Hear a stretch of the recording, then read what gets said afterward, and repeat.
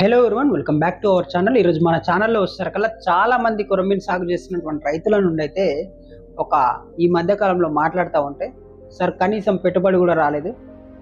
కొంతమంది అయితే న్యూగా ఎంట్రీ ఇస్తున్నటువంటి ఫార్మర్స్ సార్ ఇది లాభదాయకం ఉంటుందా, చాలామంది నష్టపోతున్నారు అని అయితే విన్నాను.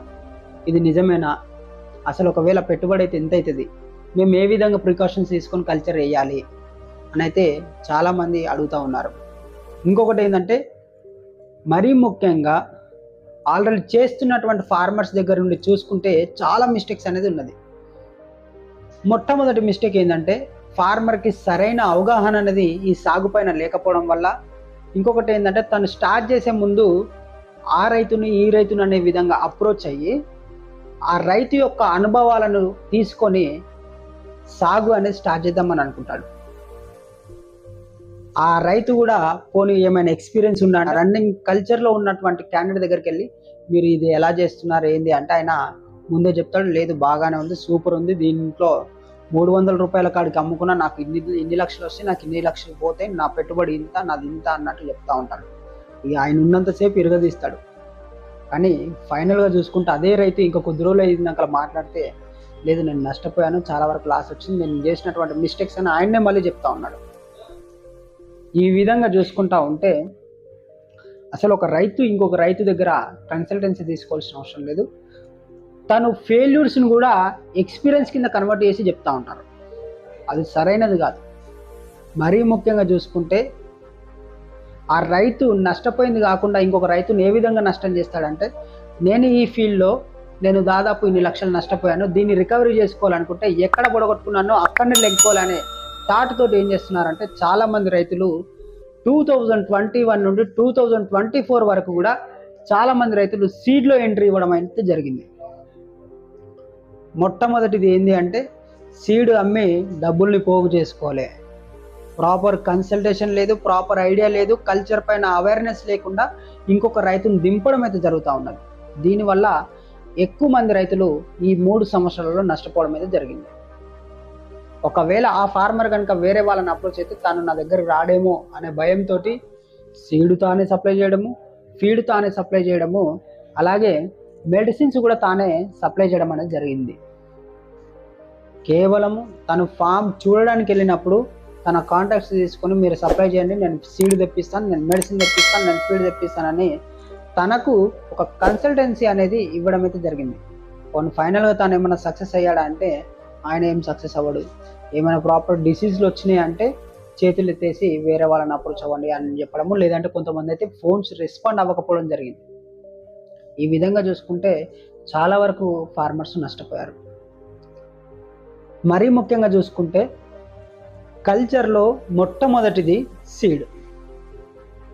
ఈ సీడ్ అనేది అసలు ఎక్కడి నుండి తీసుకోలేదు, ఇప్పటికీ కూడా చాలామందికి తెలియదు.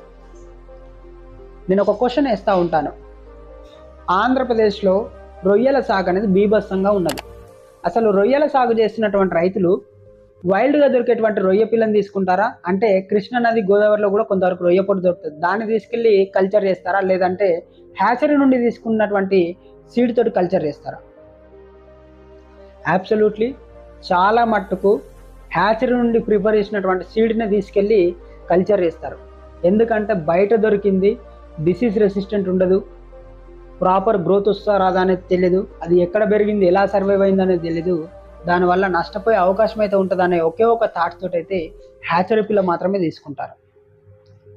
కాబట్టి రొయ్యల సాగు చేస్తున్నటువంటి ప్రతి ఒక్క రైతు సక్సెస్ఫుల్గా మంచి సర్వైవల్ రేట్ తోటి మంచి కౌంట్ తోటి అయితే ఈరోజు ఆక్వాకల్చర్లో మంచి ప్రాఫిట్ జోన్లో అయితే ఉన్నాడు. మరి కొరమీను సాగు చేస్తున్నటువంటి రైతులు చేస్తున్నటువంటి మిస్టేక్ ఏం తెలుసా?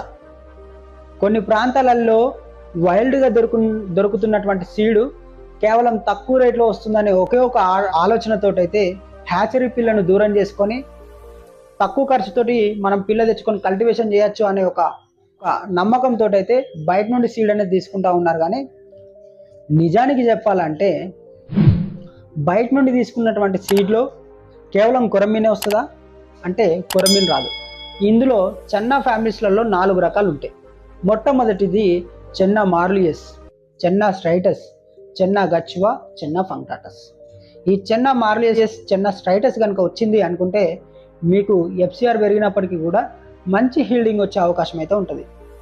ఇన్ కేస్ మీ లక్కు బాగలేదా, చిన్న గచ్చువ చిన్న ఫంక్టాటస్ కనుక అంటే వీటిని మన తెలంగాణలో వచ్చేసరికల్లా బురదమట్ట, కంచెలు, గురిజలు అని అంటారు కొంతమంది అయితే కొన్ని ప్రాంతాలలో. ఇవి గనక మీ ఫామ్లో ఎంట్రీ ఇచ్చాయా, మీరు 2 సంవత్సరాలు ఫీడ్ పెట్టి మేపినా కానీ 450 గ్రాముల కంటే పెరగదు. కాబట్టి బయట నుండి దొరికేటువంటి సీడ్ మీద ఎక్కువ ఫోకస్ చేయాల్సిన అవసరం లేదు. బయట నుండి దొరుకుతున్నటువంటి సీడు ఒకవేళ మీరు కల్చర్ చేసినప్పటికీ కూడా పెద్దగా సర్వైవల్ రేట్ తోటి అయితే హీల్డింగ్ అనేది దియ్యరు, మంచి ప్రాఫిట్ జోన్కి వెళ్ళే అవకాశం అయితే లేదు. నేను మరీ చెప్తా ఉన్నాను, చాలా మట్టుకు వియత్నాం అనేది సజెస్ట్ చేస్తూ వస్తున్నాను. నేను 3-4 ఇయర్స్ బ్యాక్ నుండే వియత్నాంను సజెస్ట్ చేస్తూ చాలామంది రైతుల చేత వియత్నాం అనేది కల్టివేషన్ చేయించాను. ఆ వియత్నామే చాలామందిని సర్వైవ్ అయ్యే విధంగా చేసింది. వియత్నాంలో వచ్చేసరికల్లా హ్యాచరీ పిల్ల మాత్రమే తీసుకోవడం చాలా ఉత్తమం. ఎందుకంటున్నానంటే వాళ్ళు డిసీజ్ రెసిస్టెంట్గా చేసిస్తారు, కెనబాలిజం అనేది కంట్రోల్ చేసిస్తూ ఉంటారు. అది బ్రీడింగ్ చేసినటువంటి పిల్ల కాబట్టి ఎగ్ నుండి రిలీజ్ అయినటువంటి లార్వాకు ఒక 2 days నుండి ఫీడింగ్ అనేది అలవాటు చేసి మనకు ఫుల్ ఫీడ్ కన్వర్ట్ పిల్ల ఇవ్వడం అయితే జరుగుతూ ఉంటుంది. ఈ విధంగా బయట నుండి తీసుకోవడం కంటే హ్యాచరీ పిల్ల తీసుకోవడం బెటర్. ఒకవేళ మీరు బయట నుండి కంపేర్ చేసుకుంటే అక్కడ ఒక పిల్ల 7 రూపాయల కాడికి దొరుకుతుంది, ఒక 1000 పిల్లలు తీసుకుంటే 7000 రూపాయలు అవుతుంది. అదే హ్యాచరీ పిల్ల వచ్చేసరికల్లా ఒక 12 రూపాయలు పెట్టుకున్నా కానీ ఒక 1000 పిల్లకు ఒక 12,000, అంటే కేవలం ఇక్కడ ఒక 5,000 మాత్రమే ఇంక్రీజ్ అవుతూ ఉన్నాయి. నేను కేవలం చెప్పేది ఒక 1000 పిల్లలకు మాత్రమే చెప్తా ఉన్నాను. కానీ అది 1000 పిల్ల వేస్తే దాదాపు దాంట్లో ఒక 300 లేదంటే 200, 350 పిల్లలు మాత్రమే బతుకుతూ ఉన్నాయి. దానికి రీజన్ ఏంది అంటే అది ఒకదాన్ని ఒకటి వేటాడుకొని సర్వైవల్ రేట్ అనేది డ్రాప్ అవుతూ ఉన్నది. కానీ హ్యాచరీ పిల్ల కనుక తీసుకుంటే మాత్రం మీకు సర్వైవల్ రేట్ అనేది డ్రాప్ అవ్వదు, అది మంచి హీల్డింగ్ వస్తుంది, యూనిఫామ్ సైజ్ వచ్చే అవకాశం అయితే ఉంటుంది. కాబట్టి తప్పనిసరిగా హ్యాచరీ పిల్ల తీసుకోవడానికే ఫస్ట్ ప్రయారిటీ అనేది ఇవ్వండి. అలాగే ఇంకొకటి, ఇప్పుడు ఉన్నటువంటి సిచ్యువేషన్లో దాదాపు కొరమీన్లో లాస్ అయినటువంటి ప్రతి ఫార్మరు ఎక్కడైతే పొడగొట్టుకున్నానో నేను అక్కడే తప్పనిసరిగా మళ్ళీ రిటర్న్స్ సంపాదించాలని ఒకే ఒక ఆలోచనతో అయితే ప్రతి ఒక్కరు సీడ్ ఫార్మ్స్ అనేది పెట్టుకున్నారు. ఈ సీడ్ ఫార్మ్స్ వల్ల ఏమైపోతుందంటే బయట నుండి తీసుకురావడం, వైల్డ్గా ఉన్నటువంటి పిల్లలను సేకరించి దాన్ని ఫుల్ ఫీడింగ్ కన్వర్ట్ చేసి అది పెద్ద మొత్తంలో ఎన్ని రోజులు చేస్తారా అంటే ఒక 10 నుండి 12 రోజులే. ఒకవేళ ఆ ఫీడ్ మేపే టైంలో ఆర్డర్ వచ్చిందా అది రైతు కంటలు కట్టడమే అన్నట్టు జరుగుతూ ఉన్నది. దానివల్ల సీడ్ సప్లైర్ లాభపడుతున్నాడే తప్ప ఇంకా రైతు అయితే లాభాలలో ఉన్నట్టయితే ఎక్కడ ఆనవాళ్ళు కనిపించట్లేదు. మరీ ముఖ్యంగా చెప్తా ఉన్నాను, ఒక ఫార్మరు ఇంకొక ఫార్మర్ దగ్గర నుండి సీడ్ తీసుకోవడం ఎప్పుడైతే ఆపేస్తారో కొరమీన్ సాగు అనేది లాభదాయకంగానే ఉంటుంది. ఇక కల్చర్లో ఉన్నప్పుడైతే ఇన్ కేస్ మీరు ప్రివెన్షన్ బెటర్ దెన్ క్యూర్ అనే విధంగా ఉండకపోతే మాత్రం తప్పనిసరిగా డిసీజ్ వచ్చే అవకాశం అయితే ఉంటుంది. ఆ డిసీజ్ వచ్చినప్పుడు 10 మందిని కాంటాక్ట్ అయ్యే బదులు ఒకరిని స్టార్టింగ్, సార్ నేను కొరమీన్ సాగు చేస్తున్నాను, నాకు మీ సపోర్ట్ అనేది చాలా ఇంపార్టెంట్ అని స్టార్టింగ్లోనే అప్రోచ్ అయితే మీకు ప్రాబ్లం ఉన్నా లేకపోయినా వాళ్ళు మీకు కన్సల్టేషన్ అలాగే సర్వీస్ అనేది ప్రొవైడ్ చేస్తూ ఉంటారు. చాలా మట్టుకు చాలామంది ఫ్రీ సర్వీస్ అనేది ఇస్తూ ఉన్నారు. కానీ ఇక్కడ 10 మందిని అప్రోచ్ అవ్వడం వల్ల మీ భయానికి వాళ్ళు ఎక్కువ బిల్ వేసినప్పటికీ కూడా మీరు దాన్ని తీసుకుంటా ఉన్నారు మెడిసిన్. ఇంకొకటి ఏంటంటే ఈ మెడిసిన్ అమ్మే వారిలో చాలా మట్టుకు ఫిషరీ బ్యాక్గ్రౌండ్ లేని క్యాండిడేట్సే మెడిసిన్ అనేది అమ్ముతూ ఉన్నారు. వారికి ప్రాపర్గా అసలు స్పెసిఫిక్ ఎఫెక్టెడ్ అనేది తెలియదు, క్లినికల్ సీన్స్ తెలియదు, డయాగ్నోసిస్ చేయరు, దాని యొక్క ప్రివెంట్ అండ్ కంట్రోల్ అనేది తెలియకుండా ట్రీట్మెంట్ కోసం అయితే కొన్ని శానిటైజర్స్, కొన్ని ప్రోబయోటిక్స్ ఇస్తున్నారు తప్ప అసలు అది ఎక్కడి నుండి స్టార్ట్ అయింది, దాన్ని ఏ విధంగా కంట్రోల్ చేసుకోవాలి, దాన్ని ఏ విధంగా కంట్రోల్ చేస్తే షార్ట్ టైంలో మోర్టాలిటీ అవుతుంది అనేది తెలియకుండా మెడిసిన్స్ అనేది పంపిస్తూ ఉన్నారు. దానివల్ల రైతులు బాగుపడతారు అంటే ఆ మోర్టాలిటీ ఆగదు, ఆ పాండు చెడిపోతుంది, అలాగే డిసీజ్ అనేది ఎఫెక్ట్ అయింది అంటే షార్ట్ టైంలోనే ఎక్కువ లాస్ వచ్చే అవకాశం అయితే ఉంటుంది.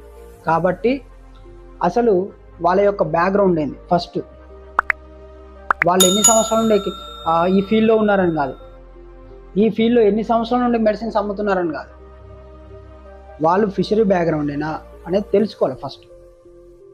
ఇంకొకటి మస్ట్ అండ్ షుడ్ బి, రొయ్యలకు సంబంధించినటువంటి ప్రతి ప్రోడక్టు చేపలలో కొడతా ఉన్నారు. దానికి దీనికి చాలా వరకు ఆ ప్రోడక్ట్స్కు ఫిష్ ఫార్మింగ్కు సంబంధించినటువంటి ప్రొడక్ట్స్ చాలా వరకు చేంజెస్ అనేది ఉంటాయి. కాబట్టి ఆ రొయ్యలకు తెచ్చి దీంట్లో కొడతా అంటే అది సెట్ అవ్వదు. ఇంకా ఫీడ్ విషయానికి వస్తారా, చాలా మట్టుకు చాలా కంపెనీస్ ఉన్నాయి, బట్ డిఫరెంట్ ఫీడ్స్ అనేది యూజ్ చేస్తూ ఉన్నారు. ఇప్పటికి కూడా చాలామంది నష్టపోయినటువంటి క్యాండిడేట్స్ మీరు ఎక్కడ నష్టపోయారు అంటే ఫీడ్ అంటారు. రొయ్యల సాగు చేస్తున్నటువంటి వాళ్ళకు కూడా ఫీడ్ ఎక్కువనే ఉన్నది, తక్కువేమీ లేదు. కాబట్టి చేపల పెంపకంలో కొరమీన్లో వచ్చేసరికల్లా 1:1.5 అయినప్పటికీ కూడా మీరు దాని మీద మెయింటెనెన్స్ అది అన్నట్టు ఎక్కువ పెట్టుకుని అమ్ముకున్నా కానీ మంచి లాభాలలోనే పోతారు. కాబట్టి ఒకటే చెప్తా ఉన్నాను, ఫీడ్ మీద పడి ఎప్పుడు కూడా అనకూడదు. ఎందుకంటే ఫీడ్ అనేది మస్ట్ అండ్ షుడ్ బి. నా కన్సల్టెన్సీలో మన ఫార్మర్స్ కొంతమంది ఏం చేశారంటే, సార్ నేను చికెన్ వేస్టేజ్ చేసి పెంచుతానని పెంచారు, బట్ ఫైనల్గా చూసుకుంటే 2000 పిల్లలకు 90 కిలోలు మాత్రమే దొరికింది. జస్ట్ నిన్ననే ఫోన్ చేసి ఏమన్నాడంటే, సార్ 90 కిలోలు దొరికింది, అది అమ్మంగా కూడా పెద్దగా ఏమీ రాలేదు సార్, నేను పాండుకు ఇంటికి తిరిగినటువంటి పెట్రోల్ ఖర్చు కూడా కాస్తారనమాట. నేను స్టార్టింగ్లో చెప్పాను, ఇది సరైనది కాదు, కన్సల్టెన్సీ ఇవ్వడం కూడా బేకార్, మీరు అనవసరంగా పాండు పొల్యూట్ చేసుకుంటున్నారు, ఫైనల్గా మీకు హీల్డింగ్ రాదని చెప్పాను. ఆయన అదే నిజమే సార్ అని మళ్ళీ కాల్ చేసి, ఈసారి మీరు చెప్పిన విధంగా నేను ప్రాసెస్లో నేను ఫిష్ ఫార్మింగ్ అనేది చేస్తాను, డెఫినెట్లీ మీ సపోర్ట్ కావాలని అన్నారు. ఈ విధంగా మీకు నచ్చినటువంటి ఎక్స్పెరిమెంట్ చేసుకుంటూ పోతే మాత్రం నష్టపోయేది ఫైనల్గా మీరే. ఇంకొకటి, ఈ ఆంధ్రప్రదేశ్కు సంబంధించినటువంటి ఒక ఫార్మరు ట్రాష్ ఫిష్ చేసి దాదాపు ఒక 3 నెలలు ఫీడ్ ఖర్చు పెట్టలేను, నాతో అవ్వట్లేదని 3 నెలల వరకు ఫీడ్ పెట్టి తర్వాత నుండి ట్రాష్ ఫిష్ అనేది వేయడం వల్ల చాలా వరకు లేదు సార్, తింటుంది, బాగా తింటుంది, ఇంకా చాలా బాగా తింటుంది, మేము ఇదే ఇస్తున్నాం, రోజు ఇదే ఇస్తున్నాం, రోజు ఎప్పుడు ఫోన్ చేస్తాడు, ఇదే చెప్తా ఉంటాడు, సార్ ఈ ట్రాష్ ఫిష్ అయితే బాగా తింటుంది, చాలా సంతోషంగా ఉంటుంది, నాకు కూడా ఖర్చు తగ్గిందని అన్నాడు. కానీ ఓవరాల్గా పట్టుబడి చూస్తే మాత్రం కనీసం పెట్టుబడి కూడా వెళ్ళలేదు. మీకు నచ్చినటువంటి ఎక్స్పెరిమెంట్ చేసి నష్టాన్ని ఏరుకోరి తెచ్చుకుంటున్నారే తప్ప ఎవరు తెచ్చిపెట్టట్లేదు. మీరు ప్రాపర్గా ఫీడ్ వేయాల్సిందే. అలాగే ఇంకొకటి, మార్కెట్ పరంగా చాలామంది ఫార్మర్స్ ఎలా చేసుకోవాలి అనేది తెలియక ఇబ్బంది పడుతూ ఉన్నారు. నేను ఒకటే చెప్తా ఉన్నాను, ఫస్ట్ ఆఫ్ ఆల్ మీకు మార్కెటింగ్ సోర్స్ అనేది, మీరు పిల్ల స్టార్ట్ చేశారా, మార్కెట్ మీద ఎక్కువ ఫోకస్ చేయాలి.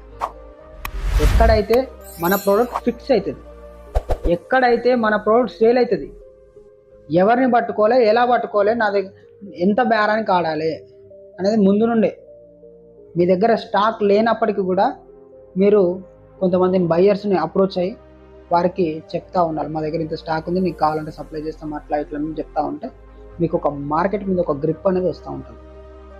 ఇంకొకటి, చాలామంది హైదరాబాద్లో ఉన్నటువంటి మార్కెట్కు టన్నులు తీసుకొస్తూ ఉంటారు. మొట్టమొదటిది వాళ్ళు చేసేటువంటి మిస్టేక్ ఏంటంటే, వాడెవడో ముక్కు తెలియదు, మొహం తెలియదు, చాలామంది ఫ్రాడ్ క్యాండిడేట్స్ ఉంటారు.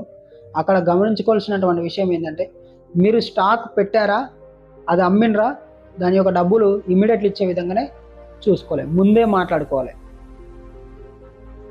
అన్న నమస్తే అన్న అనే వాడు ఒక 2 ఛాయలు తాగిపించి మిమ్మల్ని బుజ్జగించి పంపించేసి, అరే వేస్తామన్నా ఈరోజు ట్రాన్సాక్షన్ లిమిట్ అయిపోయింది, అది అయిపోయింది అంటే మీరు అస్సలు వదులుకోవద్దు. వాడెవడో మనమెవడమో రేపు పొద్దున. ఇట్లా మా ఫార్మర్స్ కూడా జరిగింది. తెల్లారేస్తామంటారు కానీ ఎవ్వరు వేయరు. అన్న వాడు ఇవ్వలేడు, వీడు ఇవ్వలేడు, చేయలేడు అంటే మాకు సంబంధం లేదు రాబాయ్. ఫస్ట్ ఆఫ్ ఆల్ నేను స్టాక్ తెచ్చిన, నా స్టాక్ అమ్మిపెట్టు, నీ పర్సంటేజ్ ఎంతైతే ఉందో 7%, ఆ పర్సంటేజ్ తీసేసుకొని నాకు ఇమ్మీడియట్లీ డబ్బు ఇస్తాను అంటే నీ దగ్గర స్టాక్ పెట్టి అమ్మిపిస్తా అనేది ముందే మాట్లాడుకోవాలి. ఒకవేళ హైదరాబాద్ మార్కెట్కి తీసుకొస్తున్నటువంటి ప్రతి ఫార్మర్ ట్రస్టెడ్ బయ్యర్ అని, ఏ రోజు మాకు తెలిసిన బయ్యరు, నాకు చాలా జాంజిగిరి, నాకు తెలిసిన వాడు, మా సుట్టపోడు, మా రిలేషన్షిప్, మా బావ, మా బొమ్మర్ అనే బంధాలు బంధుత్వాలు బిజినెస్లో నడవయి. ఎట్టి పరిస్థితిలో కూడా మీరు సరుకు అమ్ముపెట్టిందా ఇమీడియట్లీ ఆ అమౌంట్ అనేది తీసుకొని వెళ్ళిపోవాలి. అంతే తప్ప పెండింగ్ పెట్టుకుంటే మాత్రం వాళ్ళు ఇవ్వరు. ఈ విధమైనటువంటి చర్యలు కూడా మా ఫార్మర్స్కి చాలా జరిగినాయి కూడా. కాబట్టి ఈ చిన్న చిన్న మిస్టేక్స్ వల్లనే మీరు అత్యధికంగా నష్టపోతూ ఉన్నారు. వీటన్నిటిని గ్రహించి తప్పనిసరిగా న్యూగా వచ్చేటువంటి ఫార్మర్స్ ఎవరైనా ఉంటే మాత్రం మీరు ప్రాపర్గా ఫాలో అయినట్టయితే తప్పనిసరిగా కొరమీను సాగు అనేది మంచి లాభదాయకమనే ఉంటుంది.